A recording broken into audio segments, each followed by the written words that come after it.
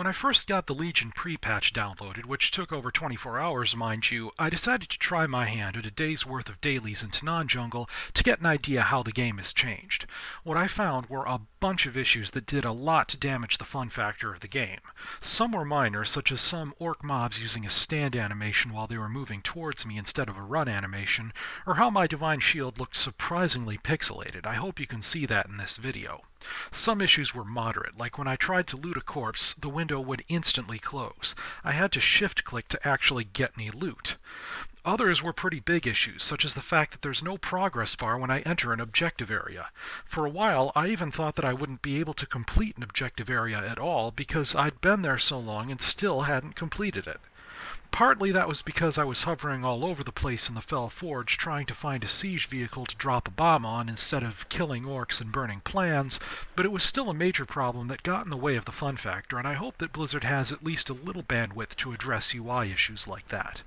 I'd wanted to do some healing in a 5-man or 2 to get the hang of it and then try looking for raid, but unfortunately the lag in the game was so bad I didn't dare try, and when I tried to log out, the game simply froze. The window didn't close, and I was worried about trying to three-finger salute it, because I'd gotten a message saying the game was corrupted before when I had a similar issue.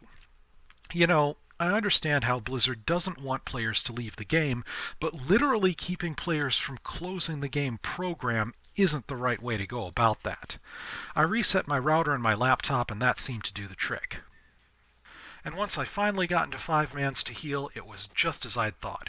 Mobility was a major issue. The tank would run on ahead, and I really didn't have a way of keeping up with her. It felt like Divine Steed was a must-have, which I didn't have at the time. This is especially an issue with warrior tanks. Their kits are specifically built to make them want to charge to start an encounter, i.e. to get away from us, while our kits are specifically built to make us want to get near them. This is a conflict of interest, Blizzard. You guys really need to give Holy a non-talent mobility tool. Light of the Martyr did help, but it wasn't enough, exactly as I'd thought. Whether it's a version of Heroic Leap that heals, a version of the non-formed Wild Charge that Druids have, a charge that only works on allies, a spell that warps us to within 10 yards of our beacon target, whatever, Blizzard, we need another mobility tool. Now, the first 5-man dungeon I hopped into was obviously something I was overgeared for, so I wanted to try something that you can't overgear, so I tried a Burning Crusade time-walking dungeon. It is my sincere hope that Blizzard does a lot of time-walking all throughout the Legion expansion. It'll be a way of breathing life into older pre-existing content that they've already made and that was and is good, and it'll be either nostalgic or novel or both. On top of that, it'll be a decent source for transmog gear or maybe even a little boost to progression, but I digress. Actually, it kind of felt like we were overgeared for Magister's Terrace as well, which left me wondering if they'd properly tuned everything. Oh well, I felt like I was getting the hang of it during Magister's Terrace, so I tried another one. That one actually required more work on my part to keep everyone alive, and I did need Light of the Martyr as a clutch heal from time to time, so good on Blizzard for that design. Needing to use Light of the Martyr now and then did help to keep things interesting and fun. Another thing that seems to be happening, my Light from Above passive seems to pop on pretty spontaneously, like even zoning in can trigger it, while I'm flying. I knew that Holy could use more group heals, and I still think we do, but this isn't what I have in mind. On the subject of group heals, so far Light of Dawn has been sufficient as a group heal. One of my major concerns was a lack of group healing abilities in Holy's kit, and so far that hasn't been a problem for me, at least not in the 5-man content I've been in during the pre-patch. I'd still feel comfortable if I had another group heal ability, though. As for the next subject, sorry for sounding like a broken record, but I have to talk about the solo experience as well. You know what's coming if you've seen my other videos in anticipation of Legion, but I need to reiterate the good and the bad from my expectations. I found the Legion pre-patch to be disappointing when it comes to soloing as a Holy Paladin. I'm very glad that Consecration is finally back. It is so useful when I'm fighting multiple enemies and when I'm in legacy raids or dungeons.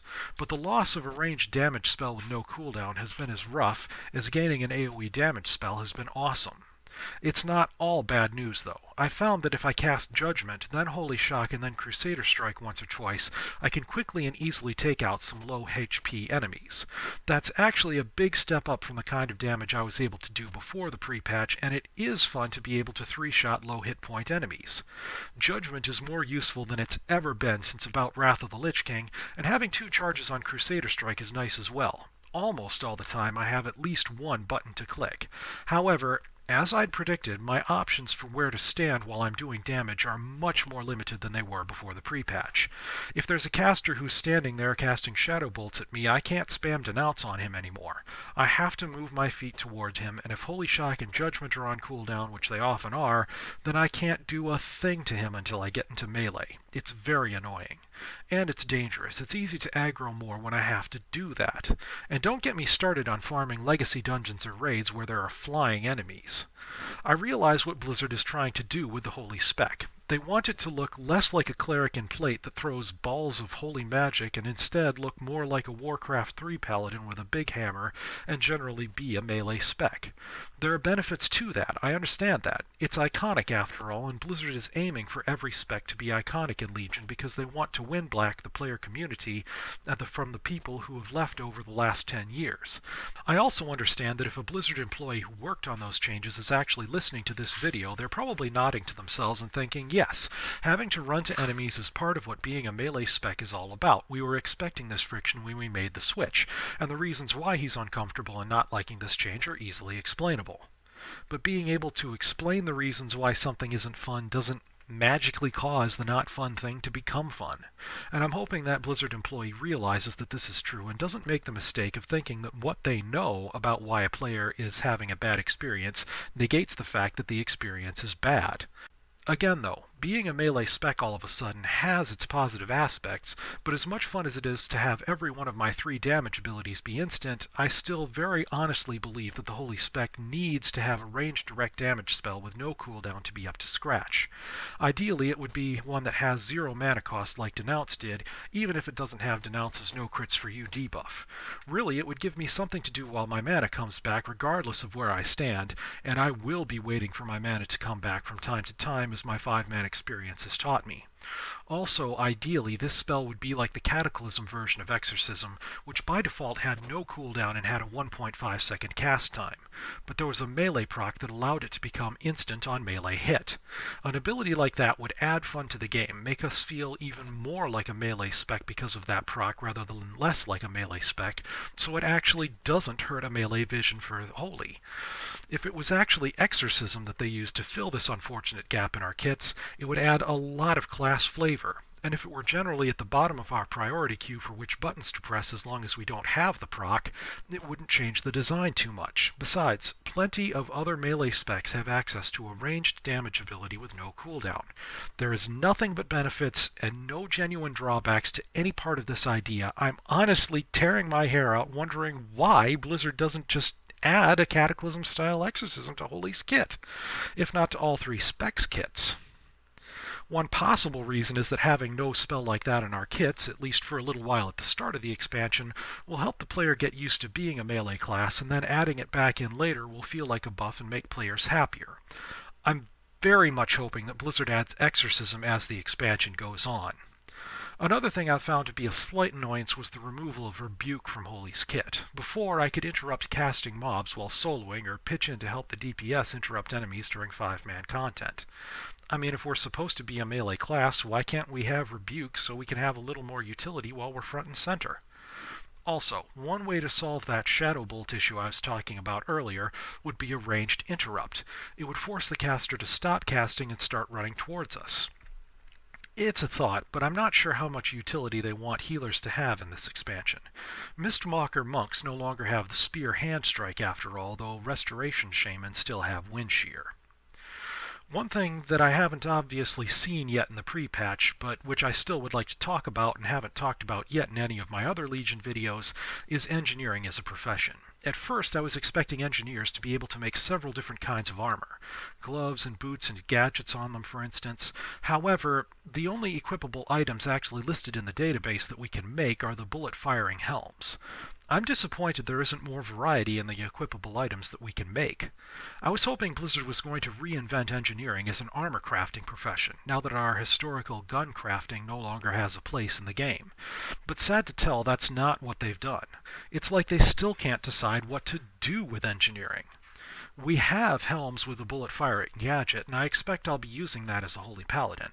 The fact that we can make this for any spec is pretty neat, and it kinda reminds me of the goggles we could make in every previous expansion. But those goggles are gone.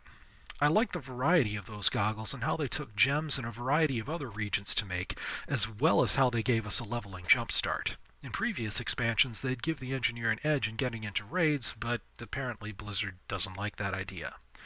The one idea that does look good is that you can still upgrade crafted items to the point where they look like they'll help in raids.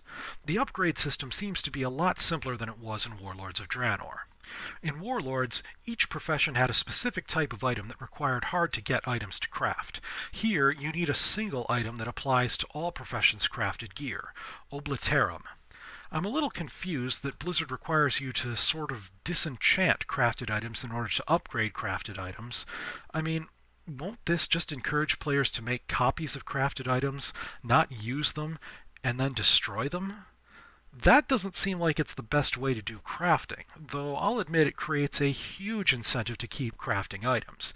We'll have to see how well this plays out, but I figure there's gotta be a better way to do upgrades. As for the recipes, they're logical enough for most professions, but for engineers there's an astonishing number of them that require store-bought items. And they tend to be things like guns or parts that we'd have crafted ourselves in previous expansions. The fact that we're buying reagents from the store instead of making them ourselves takes a lot of the flavor out of engineering as a profession.